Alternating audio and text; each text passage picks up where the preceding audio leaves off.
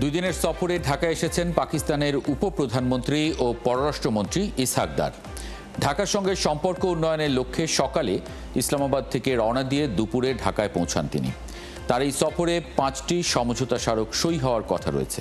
আগামীকাল সকালে উপদেষ্টা পরিষদের সদস্যদের সঙ্গে বৈঠক করবেন তিনি। বিস্তারিত জানাচ্ছেন সুফিয়ান ফারাবী। নানা অনিশ্চয়তার পর অবশেষে ঢাকায় এসেছেন পাকিস্তানের উপপ্রধানমন্ত্রী ও পররাষ্ট্র মন্ত্রণালয়ের দায়িত্বে থাকা গুরুত্বপূর্ণ মন্ত্রী ইসহাক দার। গেল মে মাসে ঢাকায় আসার কথা থাকলেও ভারত ও পাকিস্তানের সংঘাতের মধ্যে সে সময় সফর স্থগিত করেন তিনি। দীর্ঘ 13 বছর পর পাকিস্তানের কোনো পররাষ্ট্রমন্ত্রীর এই আগমনে পররাষ্ট্র সচিবের পক্ষ থেকে অভ্যর্থনা জানানো হয়। বিমানবন্দর থেকে ইসহাক দার পৌঁছান হোটেল ইন্টারকন্টিনেন্টালে। দূতাবাসের পক্ষ থেকে আয়োজিত অনুষ্ঠানে যোগ দেন তিনি। এ সময় সাংবাদিকদের সঙ্গে কথা বলতে চাননি পাকিস্তানের এই উপপ্রধানমন্ত্রী। রোববার দ্বিপাক্ষিক বৈঠকে অংশ নেবে দুই দেশের পররাষ্ট্র মন্ত্রণালয়ের কর্তা ব্যক্তিরা। এই সফরে অন্তত 5টি সমঝোতা স্মারক সইয়ের কথা রয়েছে, তবে সেগুলো সম্পর্কে সুনির্দিষ্ট তথ্য দেয়নি কোনো পক্ষই।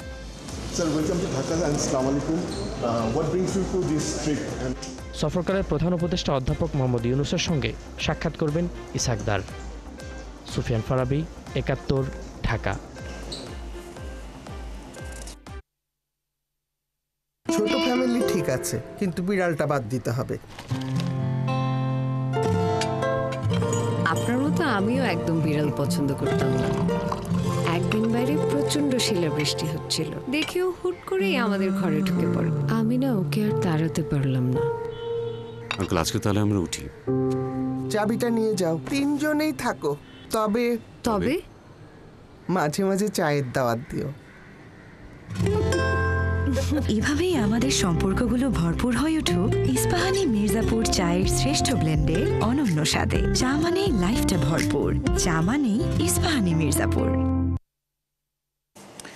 13 বছর পর পাকিস্তানের কোনো পররাষ্ট্রমন্ত্রী, যিনি উপপ্রধানমন্ত্রীর দায়িত্ব আছেন, এই সফরকে আঞ্চলিক কূটনীতিতে ঐতিহাসিক ব্রেকথ্রু হিসেবে দেখা হচ্ছে।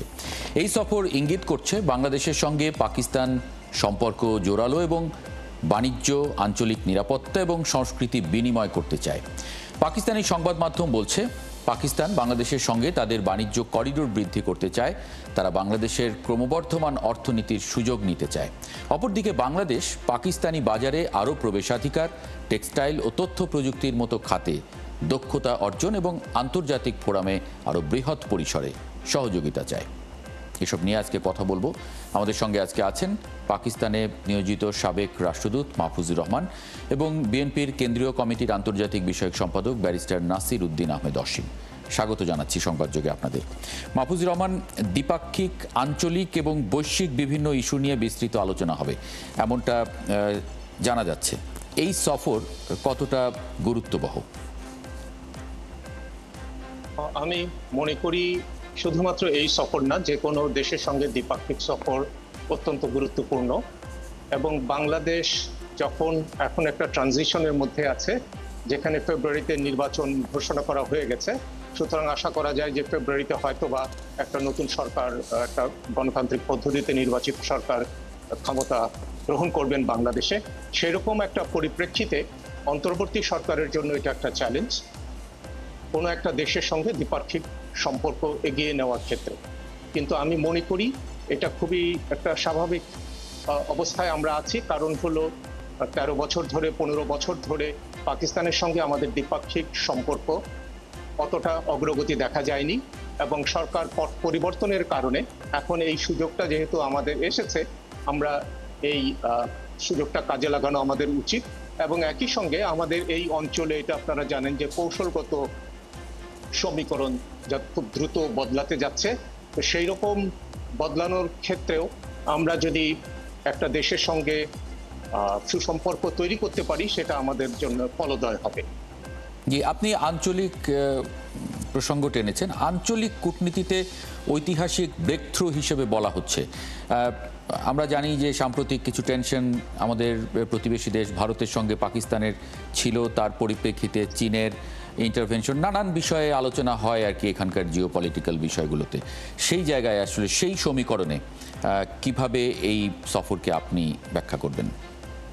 হ্যাঁ, একটা পররাষ্ট্রমন্ত্রী অথবা এর আগে যে পররাষ্ট্র সচিব এসছেন, একটা দেশের পররাষ্ট্রমন্ত্রী বা পররাষ্ট্র সচিব চলে আসলেই সম্পর্ক যে খুব ভালো হয়ে যাবে সেরকম কোনো ইঙ্গিত দেয় না। এবং একই সঙ্গে যদি আঞ্চলিক প্রেক্ষাপটে চিন্তা করেন, তাহলে একটা দেশের সঙ্গে সম্পর্ক উন্নত হলেও আঞ্চলিক প্রেক্ষাপটে এর কতটুকু প্রভাব পড়বে তা নির্ভর করবে যে এই অঞ্চলে অপরাপর যে সমস্ত দেশ আছে সেই সমস্ত দেশের সঙ্গে আমাদের সম্পর্ক কতটা উন্নত হয় এবং একই সঙ্গে ইস্যু ভিত্তিক আমরা কতটা এগিয়ে যেতে পারি। জি, ব্যারিস্টার নাসিরউদ্দিন আহমেদ অসীম, আপনি কি মনে করেন পাকিস্তানের উপপ্রধানমন্ত্রী এবং তিনি পররাষ্ট্রমন্ত্রীর দায়িত্বেও আছেন, এই সফর নিয়ে আপনার কি মূল্যায়ন আসলে? আঞ্চলিক কূটনীতিটাও যদি সঙ্গে মাথায় রাখেন বা যোগ করেন। ধন্যবাদ আপনাকে। দেখুন, দীর্ঘদিন থেকেই তো আপনার বাংলাদেশের সঙ্গে পাকিস্তানের সম্পর্কটা অনেকটা শীতল ছিল। 5ই আগস্ট 2024 পরবর্তী এই বিষয়টা একটু চেঞ্জ হয়েছে। যেমন আপনার পাকিস্তান থেকে আপনার বাণিজ্যিকভাবে বিভিন্ন সামগ্রী আমাদের দেশে এসছে, পণ্য খালাস হয়েছে পাকিস্তান থেকে আসা। সেটাতে বোঝা যায় যে পাকিস্তানের সঙ্গে সম্পর্কটা কিছুটা আপনার উন্নতি হয়েছে, বা আগে যেটা ছিল অবনতি, যেটা অবনতিটা হচ্ছে যে অন্য আরেকটা পার্শ্ববর্তী দেশ ভারতের কারণে হয়েছে অনেক।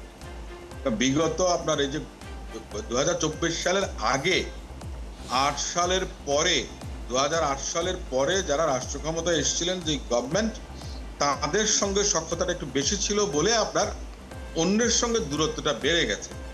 আমি যদি একটু বলি, এটা অনেকে নোটিস করেননি, কিছুদিন আগে, মাসখানেক আগে একটা দাওয়াতে আমার সঙ্গে দেখা হয়েছিল পাকিস্তানের স্বরাষ্ট্রমন্ত্রী। তিনি আবার আপনার এশিয়ান ক্রিকেট কাউন্সিলেরও কিন্তু আপনার প্রেসিডেন্ট, আবার অ্যাট দ্য সেম টাইম উনি পাকিস্তানের স্বরাষ্ট্রমন্ত্রী। সেখানে কিন্তু ভারতের প্রতিনিধিরা কেউ আসেননি। তার মানেটা বোঝা যাচ্ছে যে ভারত আর পাকিস্তান মানে একটা সম্পর্কের একটা টানাপোড়েন যেটা সব সময় ছিল, এবং এই সম্পর্কের টানাপোড়েনটা বাংলাদেশের আভ্যন্তরীণ যে রাজনীতি এবং পররাষ্ট্রনীতির ক্ষেত্রেও কিছুটা প্রভাব সব সময় ছিল, প্রচ্ছন্নভাবে হোক, পরোক্ষভাবে হোক, প্রত্যক্ষভাবে হোক, যেটাই হোক না কেন। তো সেক্ষেত্রে এখন যে পররাষ্ট্রমন্ত্রী এসছেন, আমি মনে করি যে এটার একটা সিগনিফিক্যান্স আছে। ভূরাজনৈতিক যেই ইম্পর্টেন্স, যেটা বাংলাদেশের যে একটা ইম্পর্টেন্ট একটা রোল আছে, বা জিওপলিটিক্যাল ইস্যুতে বাংলাদেশের অবস্থানটা যে জায়গাটাতে আছে, আমি মনে করি যে মার্কিন যুক্তরাষ্ট্র বলুন, চায়না বলুন, পাকিস্তান বলুন, তাদের সবারই একটা নিজস্ব তাদের এজেন্ডা বা ইন্টারেস্ট আছে। সেক্ষেত্রে বাংলাদেশ কিভাবে তার নিজের দেশ এবং জনগণের স্বার্থ বজায় রেখে তার ফরেন পলিসিতে কার কতটুকু ইম্পর্টেন্স আছে, যেমন আমাদের নেত্রী বেগম খালেদা জিয়া বলতেন যে বিদেশে আমাদের বন্ধু আছে, কোনো শত্রু না, প্রভু না, এই কথাটা ঠিক তেমনই ভাবে দলের প্রতিষ্ঠাতা শহীদ রাষ্ট্রপতি জিয়াউর রহমান সাহেব তিনি নিজেও বলতেন সবার সঙ্গে সম্পর্কটা থাকবে সেটা বন্ধুত্বের মতো, কিন্তু কারোর সঙ্গে প্রভুত্ব কিংবা শত্রুতা এটা যেন কখনো না আসে। আমি মনে করি যে ওনার এই ভ্রমণ সফর, এটাতে আপনার রাজনৈতিক একটা বড় ধরনের পোলারাইজেশনের একটা বিষয় যেটা সেটা পরিলক্ষিত হচ্ছে। আচ্ছা, মানে যদি আমরা এইভাবে প্রশ্নটা করি যে উনি যখন এসেছেন ভারতের আকাশসীমা তিনি ব্যবহার করেননি, মানে আমরা জানি যে ভারত এবং পাকিস্তানের মধ্যে একটা টেনশন আছে, এবং এই টেনশনটা আসলে থেমে যাবার যে খুব সহসা সেরকমটাও নয়। আবার ভারত আমাদের 3 দিক থেকে ঘিরে থাকা প্রতিবেশী, আমরা চাইলেও প্রতিবেশী বদলাতে পারবো না। সেই জায়গায় আসলে আপনি কি দেখেন? দেখুন, উনি ভারতের আকাশসীমা অতিক্রম করেছেন কি করেননি সেটা তো ওনাদের নিজস্ব পলিসির ব্যাপার, সেটা আন্তঃরাষ্ট্রীয় না। আমি বলছি যে তাদের মধ্যে সম্পর্কটা এই পর্যায়ে না, সম্পর্কটা তো আমরা তো জানি আমাদের দেশে যে 5ই আগস্ট 2024 পরবর্তীতে ভারত পাকিস্তানের যে অবস্থাটা তৈরি হয়েছিল সেটা তো আপনার অনেকটা রিজলভ হয়েছে বা আপনার ডিফিউজ হয়েছে অন্য আরেকটা বড় রাষ্ট্রের হস্তক্ষেপের মধ্য দিয়ে কিংবা আশ্বাসের ভিত্তিতে। বাংলাদেশ হয়তোবা সেই রোল প্লে করে না। তো ভারত এবং পাকিস্তানের যে সম্পর্ক সেটা বোঝাপড়ার সম্পর্ক এবং তৃতীয় পক্ষের যে আপনার একটা নজরদারি কিংবা আপনার ওকালতি তার উপরে ডিপেন্ড করে। কিন্তু একটা জিনিস মনে রাখতে হবে যে বাংলাদেশকে নিয়ে যখন মন্তব্য বা বক্তব্য দিয়েছিল ভারতের প্রধানমন্ত্রী, তখন কিন্তু আমাদের মাননীয় প্রধান উপদেষ্টা তিনি বলেছিলেন যে বাংলাদেশ নিয়ে যদি কেউ কোনো কিছু করে তাহলে সেভেন সিস্টার্সও কিন্তু আপনার শান্তিতে থাকবে না। এটা কি, এটা এক ধরনের মনে করেন যে একটা কনফিডেন্স থেকে একটা বলেছে, কারণ বাংলাদেশের জনগণ ইউনাইটেড।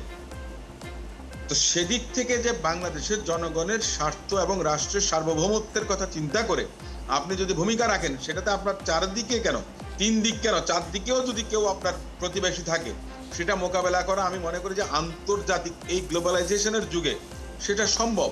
তো সেদিক থেকে আপনার তারা পাকিস্তান যেটাই করেছেন বা পররাষ্ট্রমন্ত্রী উনি যেই বিষয়টা করেছেন কিছুটা হয়তো অ্যাভয়েড করা, আমরা মনে করি আপনার যুদ্ধক্ষেত্রেও কিন্তু আপনার একটা থাকে, বিভিন্ন কৌশল থাকে।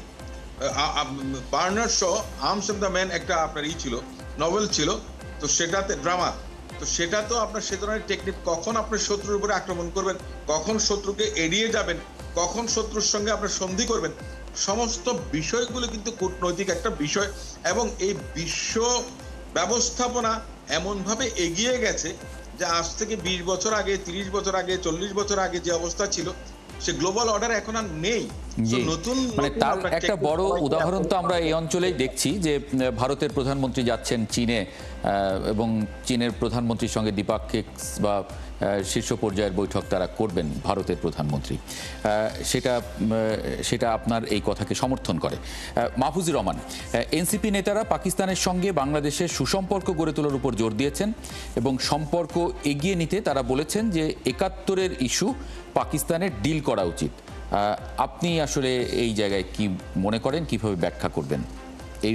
কারণ খুব স্বাভাবিকভাবেই যখনই পাকিস্তানের সঙ্গে আমাদের সম্পর্কের ইস্যু আসে, এটি আসলে সামনে চলে আসে। জি, অবশ্যই, যেহেতু এটা পেন্ডিং ইস্যু, সুতরাং এটা সামনে চলে আসবেই। আমাদের পররাষ্ট্র উপদেষ্টা মহোদয় তো স্পষ্টভাবেই বলেছেন যে আলোচনার টেবিলে সমস্ত ইস্যুই আলোচিত হবে। এখন একটা জিনিস আমাদের একটু বুঝে রাখা দরকার, সেটা হলো যে বিভিন্ন ইস্যুতে, ধরেন 10টা ইস্যুতে আলাপ আলোচনা হয় দ্বিপাক্ষিক একটা সফরের সময়, তো তখন দেখা যায় যে 2, 3, 4টা ইস্যুতে অগ্রগতি একটু বেশি হয়, অন্যান্য ইস্যুতে অগ্রগতি একটু কম হয়। আমরা আশা করি যে যে বিষয়টা পেন্ডিং, সেই বিষয়ের অগ্রগতিটা হয়তো দ্রুত হবে। তো একটা ইস্যুর সঙ্গে আরেকটা ইস্যুকে সম্পর্কযুক্ত না করলেই ভালো হয়, কেননা এক একটা ইস্যুর গুরুত্ব এক এক রকম থাকে এবং সেই বিবেচনা করে কোনো একটা ইস্যুতে হয়তো দেখা যাবে অগ্রগতি বেশি হবে, কোনো একটা ইস্যুতে অগ্রগতি একটু কম হতে পারে। কিন্তু আমরা আশা করি যে প্রত্যেকটা ইস্যু আলোচিত হবে এবং ভবিষ্যতেও আলোচনার পথ উন্মুক্ত থাকবে। মানে এই সফরে আপনি আসলে কি আশা করেন? এখানে কি মানে ব্যবসা বাণিজ্য, কারণ আজকের দুনিয়া আসলে আলোচনার শুরুতেই ব্যবসা বাণিজ্য নিয়ে আলোচনাটা করতে চায়, আমার কি লাভ হবে, আমি কি পাবো ইত্যাদি, সেই জায়গায় আপনি আসলে কি আশা করেন, কতটা? মানে একটা সফর দিয়ে এটা অবশ্যই বুঝেন যে একটা সফর দিয়ে সবকিছু চূড়ান্ত হয়ে যাবে না। তবে আপনি যদি গতি প্রকৃতিটা দেখতে চান, তাহলে আমার কাছে যেটা মনে হয়েছে যে আমাদের জুলাই আগস্টের পট পরিবর্তনের পরে পাকিস্তানের দিক থেকে বরঞ্চ সক্রিয়তা একটু বেশি ছিল বাংলাদেশের সঙ্গে সম্পর্ক উন্নয়নে বা উন্নয়ন চেষ্টা করার ক্ষেত্রে। সেই বিবেচনায় পাকিস্তান, এবং এখানে এক সময় দেখা গেছে এটা সম্ভবত জুনে, যখন চীনের সঙ্গে মিলেও পাকিস্তান, চীন, বাংলাদেশ সেখানে একটা সমঝোতা করা যায় কিনা সেরকম একটা, এবং এটা কৌশলগত অনেকটা সমঝোতার অংশ ছিল। তো সেদিক থেকে বিবেচনা করলে আমি মনে করব যে পাকিস্তানের পররাষ্ট্রমন্ত্রী বা উপপ্রধানমন্ত্রীর এই সফর বাংলাদেশে, সেটা একটা কৌশলগত সমীকরণের মধ্যে ভূমিকা রাখতে পারে। এবং আমরা এটা ভবিষ্যতে দেখতে চাই যে যেহেতু এখানে অপরাপর অন্যান্য অনেক শক্তি জড়িত আছে, ভারত, চীন, মিয়ানমার এবং যুক্তরাষ্ট্র, সুতরাং সামগ্রিকভাবে সেটা ভবিষ্যতে কোন দিকে যায় সেটা আমাদের নজরে থাকবে এবং আমরা আশা করি এটা আমরা পর্যবেক্ষণ করে যাব। জি, ব্যারিস্টার নাসিরউদ্দিন আহমেদ অসীম, যেমন ভারতের সঙ্গে যখনই আমরা আলোচনার টেবিলে যাই, আমাদের তিস্তা চুক্তি এটা সবসময় সামনে আসে, বা পানি চুক্তি, আমাদের অমীমাংসিত নদীগুলোর বা আরও বেশ কিছু ইস্যু, এগুলো একেবারে অমীমাংসিত ইস্যুগুলো সামনে আসে। ঠিক এরকম পাকিস্তানের সঙ্গে সম্পর্কের কথা আসলে, যেমন গণহত্যার জন্য পাকিস্তান আনুষ্ঠানিক ক্ষমা চায়নি বা ক্ষমা চাওয়ার আবেদন থাকে, আটকে পড়া পাকিস্তানিদের প্রত্যাবাসন এবং অবিভাজিত সম্পদ, আমরা যে বাংলাদেশের যে ন্যায্য হিস্সা সেটা পাকিস্তানের কাছে আমরা চেয়ে থাকি। এই প্রসঙ্গে আসলে কি আশা করেন এই সফরে কোনো ধরনের কথা ওঠার ক্ষেত্রে বা দাবির ক্ষেত্রে? আপনার এটা তো মাত্র একটা শুরু। আপনার এই যে প্রথমেই যদি আপনার এই ধরনের কোনো কিছু আমরা আশা করি, তাহলে সেটা একটু বেশি মানে অত্যুক্তি হবে বা অপ্রত্যাশিত হবে। আপনি দেখেন যে ভারতের প্রধানমন্ত্রী চীন সফর করবেন, এটার সঙ্গে কিন্তু আমাদের এই আপনার আপনার ভারতীয় সাবেক যে উপমহাদেশ, তার সঙ্গে সম্পর্ক না যতটুকু, তার থেকে বড় বেশি বিষয় কিছুদিন আগে যুক্তরাষ্ট্র যে বাণিজ্যিক যে আপনার এইটা আরোপ করেছে 50% শুল্ক, সেটা একটা বড় ব্যাপার। বর্তমান বিশ্বে চায়না এবং মার্কিন যুক্তরাষ্ট্র তারা একে অপরের বাণিজ্যিক প্রতিদ্বন্দ্বী অর্থনৈতিকভাবে। ভারতের সঙ্গেও আপনার সম্পর্কটা একরকম ছিল না, একটা সময় ভালো ছিল। আমাদের মুক্তিযুদ্ধের সময়, মহান মুক্তিযুদ্ধের সময় আপনার পাকিস্তান, চায়না এবং আমেরিকা এক ধরনের বলয়ে অবস্থান করতেন, আবার ভারত এবং রাশিয়া আরেক বলয়ে অবস্থান করতেন। এটা ছিল অনেকটা কোল্ড ওয়ারের সময়কার কথা। তো সে সময়কার পরিবেশ পরিস্থিতি কিন্তু এখন আর এক্সিস্ট করে না আমার মনে। আর আমি যেটা আপনার সবার মনে আছে, দর্শকরাও জানবেন, 74 সালে জুলফিকার আলী ভুট্টো কিন্তু বাংলাদেশে এসেছিলেন। তার কারণ ওআইসিতে সদস্যপদ প্রাপ্তির জন্য মরহুম শেখ মুজিবুর রহমান সাহেব পাকিস্তানে ওনার পক্ষ থেকে লোক পাঠিয়েছিলেন। সে সময় কিন্তু ক্ষমা চাওয়ার একটা বিষয় এসেছিল, সেটা আপনার কিছুটা রিজলভ হয়েছিল, তারা দুঃখ প্রকাশ করেছিল। আনুষ্ঠানিকভাবে ক্ষমা চাওয়া কিংবা অনুতপ্ত হওয়ার জন্য সাবেক প্রধানমন্ত্রী ইমরান খান বলেছিলেন। পাকিস্তানের জনগণও কিন্তু জানে যে পাকিস্তানের সামরিক শাসকরা বাংলাদেশের জনগণের উপরে যে স্টিম রোলার চালিয়েছিল, যে অত্যাচার নির্যাতন করেছে, সেটার জন্য তাদের অনুতপ্ত হওয়া উচিত। এখন হঠাৎ করেই মনে করেন যে এ ধরনের আনুষ্ঠানিকতা, যে এই বিষয়টা কেন আসছে, এটা আসাটা স্বাভাবিক, যা আমরা অনেকে অফিসিয়ালি জানি না। কিন্তু আমি যতটুকু মনে পড়ে, আমি যেটা দেখেছি পত্রপত্রিকায়, এবং আমি কিছুদিন ধরে কিন্তু এখন দেখছি অনেকগুলো বিষয় আসছে, যেটা আপনার সে সময় তারা ক্ষমা চেয়েছিল বলে পাকিস্তান ওআইসিতে আপনার বাংলাদেশকে সমর্থন করেছিল মরহুম শেখ মুজিবুর রহমানের অনুরোধে।